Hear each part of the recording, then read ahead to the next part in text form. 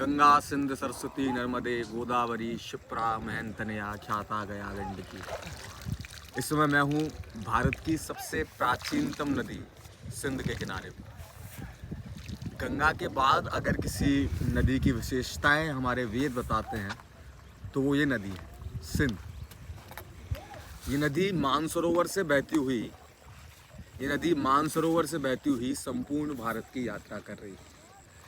3600 kilometre की लंबाई वाली ये नदी कई तीर्थ स्थानों में से होती हुई इस समय जहाँ पर हम मौजूद हैं मध्य प्रदेश में, इसके घाट के नज़दीक कई पुराणों में सिंध नदी के बारे में कथाएं वर्णित हैं।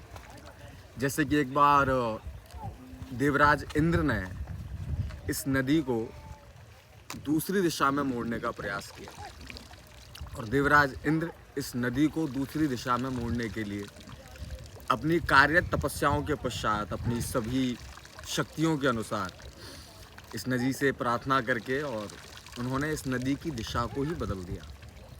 तब से ये नदी तिब्बत में मानसरोवर से बहना प्रारंभ हुई और आज 3600 किलोमीटर की लंबाई के साथ ये संपूर्ण विश्व भर में, संपूर्ण भारत में तथा चीन तक इस नदी की जो पराकाष्ठाएं हैं वो विद्यमान हैं।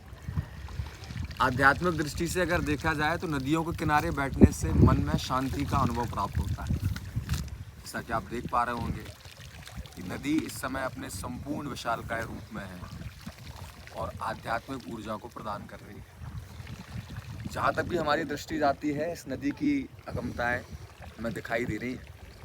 जैसा कि आप देख पा रहे होंगे कई सारे लोग यहाँ पर कार्यरत भी हैं और व्यवसाय भी एक नदी का स्रोत है। नदी कई सारे जीवों का भरण पोषण कर रही है। जैसा कि प्रकृति भगवान ने जो बनाई है, प्रकृति के अनुसार प्रकृति जीवों को कई माध्यम प्रदान करती है। उनमें से एक माध्यम जीविका भी है और जीविका के अनुरूप एक माध्यम अध्यात्म भी है, धर्म भी है। नदी में स्नान मैं कर चुका हूँ। स्नान करने के पश्चात अभी बैठकर केवल शांति का अनुभव प्राप्त कर रहा हूँ। आप भी जब भी समय मिले सिंध नदी के किनारे पर आएं और भारत की इस विशाल नदी में स्नान करके अपने जीवन का पुण्य लाभ प्राप्त करें। हरे कृष्ण।